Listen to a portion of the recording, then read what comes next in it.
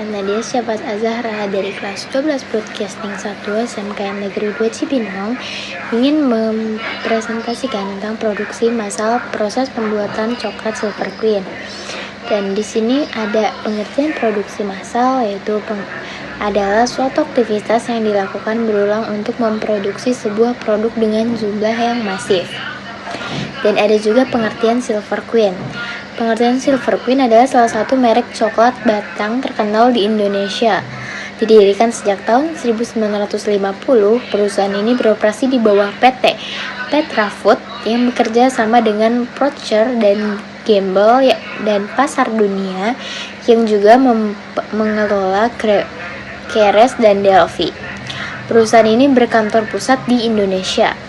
Dan di sini juga ada manfaat dari coklat Silver Queen, yaitu meningkatkan mood dan tidak perlu diragukan lagi, mengendalikan nafsu makan, menjaga kesehatan jantung dan pembuluh darah, mengontrol kadar gula darah, menurunkan kadar kolesterol, memelihara fungsi dan kesehatan efek, dan menghambat pertumbuhan sel kanker. Proses produksi Silver Queen juga setelah awalnya yaitu proses pembersihan dan pemilihan biji. Setelah biji kakao diseleksi dengan teliti, biji-biji tersebut dibersihkan melalui mesin pembersih yang mengeliminasi benda-benda asing yang mungkin masih melekat. Biji kakao kemudian ditimbang dan disortir berdasarkan jenisnya sehingga produsen tahu persis dengan kakao apa yang akan menjadi coklat. Produsen harus berhati-hati dalam mengukur agar rasanya tetap sama dari waktu ke waktu. Biji dengan varietas yang berbeda dipadukan dengan tepat untuk mendapatkan cita rasa yang diinginkan. Mengembangkan formula yang tepat adalah bagian yang tak terpisahkan dan seni dan ilmu pembuatan coklat PT Wahana Interfood Nusantara. Dan masih banyak lagi proses, yaitu sebagai proses produksi Silver Queen, yaitu pemanggungan biji kakao dengan perasaan kakao dengan teknik cooking dan juga teknik pendinginan atau pengepakan coklat Silver Queen setelah diproduksi Silver Queen. Dan berikut ini adalah dokumentasi foto coklat Silver Queen setelah jadi, dan ada juga proses pembuatan coklat Silver Queen sebelum diproduksi.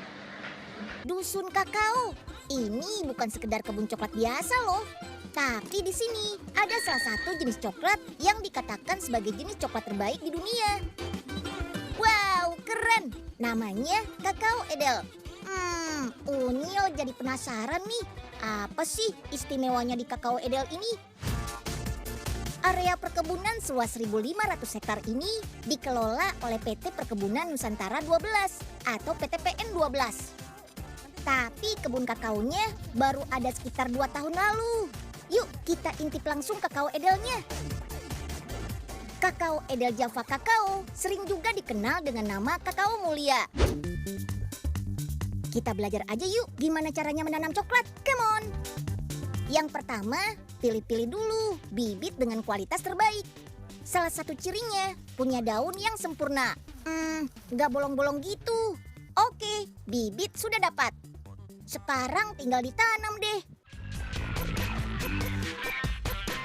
Setelah proses penanaman pertama, pohon coklat bisa bertahan kurang lebih 25 tahun loh.